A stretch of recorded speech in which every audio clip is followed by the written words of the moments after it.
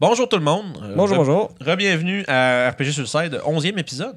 Oh, Déjà. on s'en vient vieux, là. Ouais, quand même. Aujourd'hui, on va parler du downtime, puis dans le fond, ce qui est dans le fond le temps que les aventuriers passent à faire un peu n'importe quoi. Pas de l'aventure. C'est ça, entre les aventures. Leur lavage. On va faire le tour des règles qui ont été publiées, entre autres. On va faire le tour rapidement. On va parler de où vous pouvez trouver ces éléments-là dans on va dire, le matériel publié de Wizards.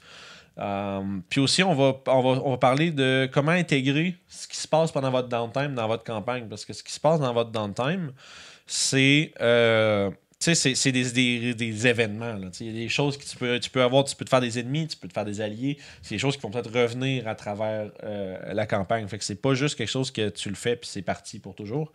Ce qui nous amène aussi à parler de l'importance du downtime. Je pense que toutes les campagnes, vos aventuriers sont pas en train de chain quester là, au max. Là. Si on revient de tuer des gobelins, là, on vient de passer 3 jours dans une caverne. Sauf si on a besoin de cash. Ouais, mais souvent, en fait, ce qui se passe, c'est que c'est une belle alternative. Bref, ça alterne entre faire de l'aventure, dépenser son cash, puis d'argent, faire une aventure, dépenser son cash. C'est un peu tout ça. Là. Le downtime, c'est beaucoup là où il va y avoir des dépenses, des choses comme ça. Puis surtout, on va focusser sur le fait que le downtime, le temps de les aventures, c'est pas juste du remplissage. Là. C'est pas juste du filler. Il y a des choses importantes qui peuvent se passer là-dedans. Puis aussi, comment un peu transformer ton downtime en petite aventure essentiellement. C'est juste que tout le monde le fait un petit peu chacun de leur bord. Parce que tu peux faire du roleplay là-dedans. Ah ouais, tu peux juste accélérer la patente. Ouais. C'est sûr que t'es pas obligé de t'éterniser, mais s'il y a de quoi à faire, c'est quelqu'un qui va rencontrer un contact de longtemps, puis qui va s'informer, ou que sa femme, ça fait longtemps qu'il l'a pas vu, ou ses enfants sont rendus grands tout d'un coup, ben, ça fait longtemps que... Non, mais il rentre chez eux. C'est qui ce gars? Non, mais tu sais, c'est le gars est parti à l'aventure, ça fait genre 2 ans, puis... Il se rend compte que sa femme est juste partie. Non, mais tu sais... Tu comprends ce que je veux dire? C'est genre d'aller faire les liens avec le background du personnage. Fait que souvent, il y a des affaires... Parce que les downtimes, ça va se passer souvent un peu chacun de leur bord. Les aventuriers ont un petit peu séparés pendant un bout. Ils vont sûrement se recroiser pendant cette période-là. Ok, de même. Je pensais que tu voulais dire les joueurs séparément avec le Non. Tout le monde ensemble à table, mais chaque joueur après l'autre. Le groupe est pas ensemble tout le long du downtime, c'est normal. Puis c'est ce qui nous amène à faire des opportunités de roleplay, développer des personnages. Fait que ce soit au niveau, même toi en tant que DM, développer des personnages non-joueurs, des NPC. Je vais dire numéro 5. Puis shameless plug. Ben oui, mais on référence nos vieux épisodes. Si vous l'avez pas vu, ça vaut la peine. Puis, même, en même temps, permettre aux joueurs de se développer. Il y a des choses qui se produisent, justement, parce que une bonne campagne, c'est quand tu as l'impression que le monde est vivant. Fait que tu faire du world building, ce genre d'affaires-là. Ou est-ce qu'il y a des choses qui sont produites pendant que tu étais parti? Ça se peut qu'il y ait des personnages qui aient des choses à gérer à propos de ça. Puis ça va peut-être même mener vers la prochaine aventure. C'est peut-être un des 4-5 aventuriers qui va arriver puis qui va dire là, il faut que j'aille m'occuper de telle affaire là, parce que c'est vraiment grave. Puis si j'attends plus longtemps, il y a quelqu'un qui pourrait mourir. Puis là, tout le groupe fait aventure. C'est comme le reste du groupe font comme cool. Il y a sûrement de l'argent à faire là-dedans quelque part. Ah ouais. Fait que, tu sais, ça pour commencer, avec les règlements qui sont dans le Xenator's Guide, il y a beaucoup de trucs. Je pense que c'est le guide de Xenator pour. Tu sais, Xenator's Guide to Everything, je sais pas c'est quoi en français. Ouais, c'est le guide de Xenator à tout pis rien, I guess. Ouais, ce serait un peu ça. Okay. Puis, tu sais, là-dedans, en tant que DM, il y a presque une 20-25 pages de choses que tes joueurs peuvent faire. Puis comment. Tu sais, comment leur donner un peu de saveur. C'est comme, mettons, aller acheter des objets magiques, des choses comme ça. C'est pas obligé d'être juste une épée plus 1, ça te coûte 650 pièces d'or. Ok, tu l'as, c'est beau. Parce que les objets magiques, surtout, ça dépend comment vous jouez votre campagne, mais en général, un objet magique, surtout à 5e édition, c'est mis de l'avant que les objets magiques sont pas... C'est plus rare, mais c'est surtout une bonne somme d'argent à faire qui est dur à ramasser dans ces places-là, mettons. Tu sais, puis... C'est souvent les gens qui... Tu sais, dans les grosses villes, tu vas avoir des marchands d'objets magiques, mais ils n'en auront pas comme 45. Là. Ils vont avoir une sélection... Ils vont avoir une... En fait, moi, ça, c'est plus ça dépend de ta grosseur de la ville, que ton inventaire possible. Mais moi, j'aime bien, genre, donner un inventaire limité de stock dans le magasin. Ils vont pas aller gosser dans le guild du maître, puis genre, je veux tel objet, tu sais. Il va falloir que tu leur mettes quelque chose... Ouais, moi, je faisais ça dans ma campagne. Mon fun, c'était justement de créer des boutiques. Savoir qu'est-ce qu'il y avait comme inventaire, puis mettre des objets comme spécifiques à cette place-là, comme unique si on veut. Là. Fait que tu peux faire ça avec ça. Puis ce qui est cool, c'est que dans le manuel du DM, il y a des tables intéressantes que tu peux faire pour les objets magiques, justement, pour donner une espèce de saveur. Fait qu'une sorte de construction ou juste une espèce des propriétés mineures, des trucs ouais, comme ou ça. des Puis effets esthétiques ou des choses comme ça. L'origine de l'objet, puis tout ça fait que, ben, tu sais, c'est plus ça, j'en ai déjà parlé, mais ça fait que ton épée +1, tu sais, devient cool. Non, mais tu sais, devient genre Hunter's Bane, qui fait genre des bruits d'animaux quand que. Non, mais tu sais. Non, mais. Mauvais exemple. Mais tu comprends? Ça fait que, tu sais, moi, j'aime bien l'idée de nommer les objets magiques. Comme les weapons +1, les armures +1, leur donner un nom. Puis qu'il y a un petit aspect de propriété mineure. Comme une personnalité, si on veut. Ben, oui, puis aussi juste, tu sais, quelque chose de pas vraiment, qui n'a pas full d'impact sur l'efficacité de la patente, mais qui donne un genre de saveur de plus. Ouais. Tu sais, parce que ça devient cool, parce que là, ton épée +1 est rendue, tu sais, elle a un look particulier, puis tu sais, tu lui donnes un nom. Fait que, tu sais, des gens partant, tu sais, ça devient pas mal plus unique puis intéressant que juste, ben, elle fait +1 de dégâts, +1 d'attaque. Ça donne tout ça. Ce qui est cool avec, justement, cette occasion-là d'acheter des trucs comme ça, c'est que ça permet, justement, aux joueurs de rencontrer des marchands intéressants. C'est ça. Puis, tu sais, de faire des relations, puis entre autres, comme on parlait dans la journée de NPC, créer des personnages qui ont une existence, tu sais, qui sont là, ils ont des choses.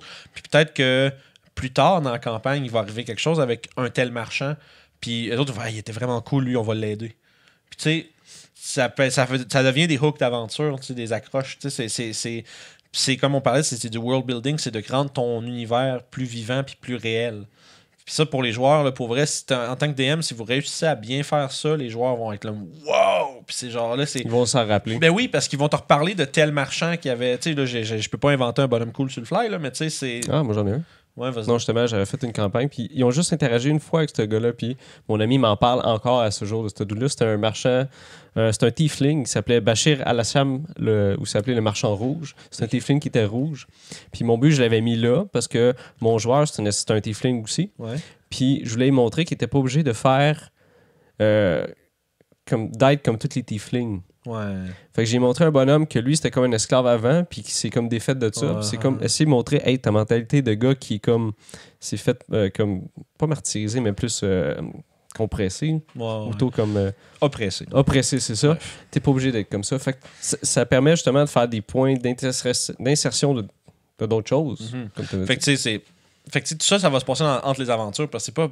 En général, quand tu fais ton aventure, tu veux pas. Moi, personnellement, j'aime mieux pas faire de break où est-ce qu'on va en ville pendant l'aventure, en général. Moi, j'adore. Non, mais c'est justement, c'est entre les aventures. Puis le rendu là, c'est que tu vas couper ton truc en deux, finalement, tu sais. En tout cas, ça serait, c'est d'autres choses. C'est la construction d'aventure, plus. Mais, tu sais... L'épisode aussi qui est sorti. Yes. Wow! Ça arrête plus. On a parlé de plein de choses. Fait que, tu sais, dans Xenotars Guide aussi, t'as les règles pour comme faire, tu sais, aller foirer, tu sais, aller dans les bars, puis tu sais, juste... Fourrer le chien, comme on dit. Non, mais vraiment juste foirer, tu sais, tu dépenses plein de cash pour, genre, gambler, puis genre, boire beaucoup. Puis ça a l'air de rien, là. Mais ça reste qu'il y a des choses qui se passent pendant ce temps-là. Puis souvent, ton personnage s'en rappelle plus. C'est très intéressant. Je vous dis, honnêtement, juste checker les tables de ça, c'est drôle. Il y a beaucoup... drôle, si vous êtes capable, vous le procurez, le Xenotars Guide, là, ça vaut la peine parce qu'il y a 1 million de trucs là-dedans, entre autres ça. Mais ça, c'est vraiment, en tant que DM, c'est un outil qui est tellement cool à utiliser. Tu sais, les règles pour l'achat, la vente d'objets magiques, ce qu'on appelle le carousing, fait que tu sais, foirer, faire le party, tu sais, faire de la recherche. Ton personnage a peut-être un des personnages qui a peut-être quelque chose à moyen long terme qui veut trouver. Il fait de la recherche. Spell ou quelque chose. Ouais, ben, ou même juste un lieu ou quelque chose, des informations sur son background à lui, des choses qu'il cherche. Ça fait que pendant son temps, il peut faire de la recherche là-dessus. Il va rencontrer peut-être des gens. Ça va lui donner peut-être des indices, des leads vers. Ça permet de faire des liens avec des contacts, mettons. Ouais, puis ça permet de semer des petites pousses d'aventure à gauche puis à droite qui sont pas encore prêtes à être full explorées, mais à travers le downtime, tu sais, mettons le moine là, qui fait moi je vais faire la recherche sur un tel élément qui s'est produit dans mon dernière aventure, ça va te donner de l'information. Après, il y a quelque chose d'autre qui se passe, on part à l'aventure. Quand on revient, je fais encore plus de recherche. Puis là, j'ai quelque chose de vraiment concret, je vais voir les autres. Je dis là, je voudrais qu'on aille faire telle chose. J'ai une place que je veux aller voir. Fait que ton downtime va t'amener vers une aventure. Puis tu sais, c'est ce qui m'amenait à parler d'intégrer ce qui se passe dans le downtime à la campagne. Parce que ce que tu fais entre les aventures, c'est pas... tu sais, tu peux le faire juste... tu t'en vas foirer d'un bar puis tu as perdu 30$. Bravo. Puis ça peut s'arrêter là. Tu peux faire un mini truc intéressant aussi. Le but, c'est de faire en sorte que tes joueurs soient contents de faire ça. Qu'ils se disent pas, wow, j'aimerais ça faire l'aventure plus. Que c'est comme une autre sorte d'exister à Donjon, si on veut. Ouais, c'est une autre façon de jouer au jeu, finalement. Un peu. Puis la pour vrai, ça fait vraiment pas très longtemps que j'applique ça dans mes games. C'est parce que ça fait pas longtemps que je. Ben, premièrement, ça fait pas si longtemps que ça que le guide est sorti. Fait que c'est là que j'ai découvert ces affaires-là. Mais avant ça, il n'y avait pas full d'outils pour quoi faire. Dans le manuel du joueur, il y a un petit peu de stock, comme il explique quoi faire. Puis tu as aussi des choses reliées à des backgrounds. Des fois, tu as un métier ou quelque chose que tu peux juste pratiquer pour faire un petit peu d'argent. Mais moi, ce que j'aime faire. Ça, c'est moins intéressant un peu. Moi, ce que j'aime faire, c'est justement expansionner mon character, si on veut. Dans une game que je jouais, j'étais un espèce de fighter qui était un espèce de garde de la ville. Puis il y avait une famille. Fait que entre ses aventures puis il ramassait du cash, il allait voir sa famille, il réparait sa maison, puis s'occupait de sa femme et ses enfants. T'sais. Ouais, ça reste que c'est l'opportunité de montrer un peu que tes personnages sont des gens. C'est ça. Des êtres qui ont l'air réels, si on veut. Puis ça rajoute un petit extra à la game. Là. Fait que pour dire que en tant que DM, le downtime c'est important parce que sinon tu fais pitcher les aventures une après l'autre. C'est sûr que tu peux faire A, B, C, D, bang, bang, bang, plein d'aventures. Sauf que j'ai l'impression aussi que ça va essouffler. Ça donne le temps à tes joueurs de souffler un peu. Puis ça donne des games qui sont un peu plus légères, qui sont un peu moins. On t'arrête de se battre contre plein de trucs, faire plein de jeux d'investigation, trouver des pièges. Des fois, c'est le fun d'avoir une portion qui est plus légère, qui est moins. Ça veut pas dire que c'est obligé d'être léger, mais ça donne l'opportunité d'avoir des séquences comme ça. Mais Critical Role, ils font une patente pas pire avec ça. Ils font souvent des espèces de festivals. Ouais. Quand les gens vont à une place, puis il y a des jeux, des trucs comme ça. C'est ça, genre. Tu peux faire ça aussi, c'est cool. C'est essentiellement, comme tu dis, parlant de Critical Role, ils ont des épisodes de magasinage, puis ça reste que. C'est fucking drôle. Juste, ça a l'air plate quand tu dis ça de même, mais ça reste que moi, je regarde ça pendant 4 heures, puis je suis diverti, man. Fait que c'est le fun pareil. Là. Fait que la première saison, quoique la deuxième aussi est excellente, mais la première, il y a des bouts, là, c'est avec, en tout cas, avec des players, c'est vraiment excellent. Je vous le conseille. Ouais, non, ça vaut la peine. Si vous aimez ce qu'on fait puis que vous comprenez l'anglais, c'est une excellente référence de ce qu'on essaye d'atteindre finalement. La version québécoise. Absolument. Fait que, tu sais, ça pour dire que, tu sais, Downtime, c'est pas juste du filler. Fait que, tu sais, c'est pour ça que tu vas utiliser tous les éléments qui vont se passer là. Faut pas que tu le traites comme du filler. Comme du remplissage. C'est une partie intégrante de ce. Fait qu'il faut pas, comme DM, que tu le balayes un peu là, puis que tu ailles vite à travers ça. C'est sûr que tu peux. S'il n'y a pas matière à faire de quoi d'intéressant avec, on passe, c'est correct. Mais si vous avez l'opportunité de prendre. On s'entend, à table, tout le monde est là, mais du one-on-one avec quelqu'un pour faire comme, OK, il se passe telle affaire, puis intégrer un élément déclencheur d'aventure spécifique à un personnage. Là, il va retourner voir ses amis et faire là, man, je suis dans la merde. Puis des fois, il faut que tu te revires sur un 30 sous parce que quelqu'un qui part en foire là, puis qui fait comme le pire jet possible, tu fais des ennemis. La prochaine aventure, ça va sûrement sortir ton ami de la merde. C'est des affaires de même. Ou peut-être que tu vas être obligé de. Peut-être que t'es dans Prison Boss. Non, pas nécessairement Prison Boss, mais peut-être que t'es dans la merde parce que pendant que t'étais sous, t'as fait une promesse à quelqu'un. Quelqu'un qui a du pouvoir, quelqu'un qui pourrait vraiment genre te wiper. Genre, s'il pourrait te faire disparaître si tu le fais chier. Fait que tu te rends compte, fait que là, t'es comme genre, oh non, puis là, tu te rappelles pas ce que tu lui as promis. Fait que là, tu donnes toute cette espèce de roleplay-là, puis de séquence où est-ce que les joueurs font comme, qu'est-ce que j'y ai promis. Un peu la hangover, finalement. Ouais, mais tu sais. c'est qui, qu'est-ce qui mais tu sais, tu comprends, puis quand je dis comme DM, t'en virais sur un 30 sous parce que t'avais prévu peut-être une telle aventure, mais ensuite, OK, bon, ça, on va mettre ça sur la glace, il vient de se passer quelque chose de cool, on va partir là-dedans à la place. Ouais, parce que anyway, tes affaires, tu peux juste le faire plus tard, ça ne dérange pas. Là. C'est ça, puis le downtime, c'est aussi l'occasion de présenter plein d'opportunités d'aventures différentes. Fait que tu sais, c'est l'opportunité de laisser aux joueurs le choix de ce qu'ils vont faire. Un genre de mission select, mais pas en termes de jeux vidéo, mais tu sais, plus. Souvent, tu vas le faire, ils vont entendre des rumeurs. Il y a peut-être quelqu'un qui a entendu parler de leurs exploits qui va venir leur demander de l'aide. Il y a peut-être un des personnages qui a besoin de l'aide des autres du membre du groupe pour son propre. Ça donne aussi l'occasion aux personnages de faire du crafting. Aussi. C'est pas vraiment développé tant que ça, 5e édition. Non, quand même. Dans Xenotars Guide, il y a quand même une bonne... Ok, ouais, ça fait je l'ai pas vu. Ben, c'est ça, puis c'est cool, puis c'est vraiment fait, c'est bien fait dans le sens où ça se peut que tu prennes plusieurs séquences de downtime à le faire. T'ailles un petit peu dessus, un petit peu dessus.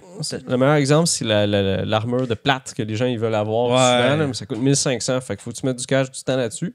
Fait que c'est une personne chez eux, soit une petite forge ou quelque chose, où il connaît un gars justement qui veut y montrer, puis il veut mettre du temps là-dessus. Le gars va être content de faire son downtime, puis de gosser ça, puis il va être accessible si besoin est. Comme par exemple, juste pour te donner une idée, là, tu parlais de la plate. La manière que ça marche, pour donner une idée, là, puis ça va être les gens qui veulent des plates, écoutez bien. Parce que si t'as pas 1500 pièces d'or à pitcher sur une armure de plaque, ce qui est quand même cher, c'est le crafting, ça coûte la moitié de la valeur du truc en pièces d'or, puis tu travailles à raison de 50 pièces d'or par jour. Fait que sur mettons, une armure de plaque, si je fais le calcul très rapidement, ça fait 15 jours de travail pour 750 pièces d'or de coût. Fait que si tu revends en deux semaines de downtime, tu vas avoir fait ta plate, puis ça va t'avoir coûté la moitié du prix que de l'acheter. Fait que ça se peut que tu fasses comme... Tu sais, puis souvent, moi, j'aime bien ça, donner genre une semaine de downtime entre les aventures. Ah, c'est génial. Fait que souvent, tu y vas de même. Fait que les joueurs peuvent savoir déjà, dans leur tête de joueurs, que entre les aventures, d'habitude, on a à peu près 7-8 jours. Fait que tu te dis, OK, là, sinon, je veux ma plate... J'ai besoin de 750 pièces d'or, ou tu peux même le faire en moitié-moitié. Ouais, des portions, mettons. Tu prends ton 375, mettons, puis là, tu fais, première semaine, je travaille, je fais la moitié de ma plate. Fait que là, tu as une moitié de, pas la half plate, mais une moitié de full plate dans tes affaires qui traînent. Puis après ça, tu pars à l'aventure, faire ce que tu as à faire, faire tes choses. Quand tu reviens, tu as fait un peu de cash, tu l'as fini. Puis là, tu as ta plate que tu as faite toi-même. Et t'es très heureux, en fait. Oh, et puis ton personnage, puis ton joueur vont être vraiment, vraiment contents d'avoir fait ça. Puis là, c'est là que tu vas rendre le downtime important. Ça donne l'opportunité aux joueurs de faire des choses, d'arriver avec quelque chose qui serait pas possible de faire en étant tout le temps sur la route. Fait que, tu sais, utilisez votre downtime de façon judicieuse, puis, soyez à l'écoute de vos joueurs beaucoup. Prenez ça comme un temps que tu justement développer des choses. C'est ça, puis en tant que DM, moi, c'est quand j'ai pas de quoi de vraiment comme bien écrit puis de prévu. Non, mais c'est vrai. Ça te bouche des trous aussi? Non, mais ça te bouche une session, puis ça te donne la direction où ils vont aller, puis après ça, comme toi, tu peux comme commencer. Moi, ce que j'aime bien faire, je prépare 3-4 débuts d'aventure. Genre, juste l'intro, là, comme le je parle au gars. Je plante ça pendant le downtime en disant il y a soit ça ou ça que vous pourriez faire. Pas exactement clair comme ça, mais t'entends des rumeurs d'un crieur public, quelqu'un qui cherche de la job, nanana. Puis là, t'as des posters, tu vois, à quelques endroits de façon différente, t'exposes plusieurs accroches d'aventure. Puis après ça, les joueurs, entre eux autres, t'es écoutent. Puis là, ils vont se dire, moi, ça m'intéresse. Ouais, non, ça, non, pas tant. Puis nanana. Tu sais, ils vont commencer à discuter plus de ce qui les intéresse. Puis là, toi, tu vas faire, OK, ben d'abord, ça, je mets ça sur la glace. Ou je le scrape peut-être au complet. Peut-être que tu vas même prendre de quoi qu'ils n'ont pas fait, puis tu vas le faire revenir comme une conséquence de. Ils sont pas allés. Fait qu'il est arrivé quelque chose de pas grave. retourner tes films aux vidéos, man. Dans la merde. Ouais, non, mais c'est ça, tu sais. Comme mettons, si t'as des hommes lézards là, qui sont en train de fourrer le chien à quelque part, puis tu vas pas t'occuper d'eux autres, tu reviens. T'as un plus gros problème qui commence à sévir dans la région. Là, des gros hommes lézards. Non, mais. Ouais. Mais tu comprends, avec non, je comprends ce que tu c'est que tu peux te trouver genre. Tu sais, tu pars de ton début d'aventure que tu as un peu développé, puis après, tu te dis, si ils vont pas, qu'est-ce qui va arriver avec ça? Puis tu penses pas à l'aventure au centre, mais tu penses au résultat de l'échec. Puis tu fais. Plutôt les résultats de pas faire ça. C'est ça, puis au prochain downtime, tu as des rumeurs qu'ils entendent de telle affaire qui est arrivée, puis non, on n'est pas allé. Puis là, ça donne une conscience au personnage de. C'est peut-être des affaires qui semblent plus urgentes. Si on veut faire les deux, on va faire dans un ordre. Tu peux faire que d'autres groupes, justement, ont réglé ces problèmes-là. Ouais. Fait qu'ils ont raté une opportunité qui aurait été cool. Puis peut-être qu'ils vont entendre parler de ce groupe-là. C'est ça. Ça va faire le Team Rocket. Ouais, non, mais c'est ça, ça fait. Ouais, puis c'est ça, tu leur montres aussi qu'ils ont de la compétition dans le domaine de l'aventure. De l'aventurerie.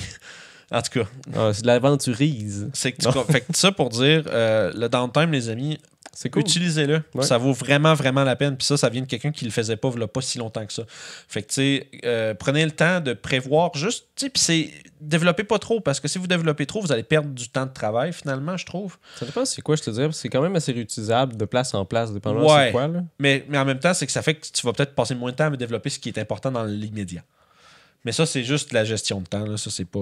C'est une autre jazzette, I guess. Même pas, c'est juste de l'envie, man. C'est juste faut prioriser ces choses. Fait que ça pour dire.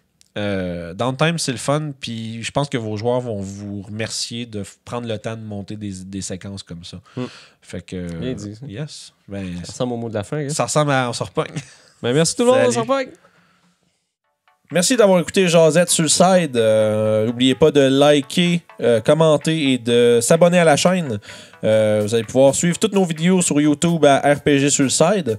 Aussi disponible en version podcast sur Apple Podcast, Spotify et SoundCloud. Ainsi que Balado Québec. Puis si toi aussi tu as envie de voir comment on applique nos trucs dans une game, ben écoutez Les Aventuriers du Terroir tous les vendredis. Vous allez voir, c'est bien le fun.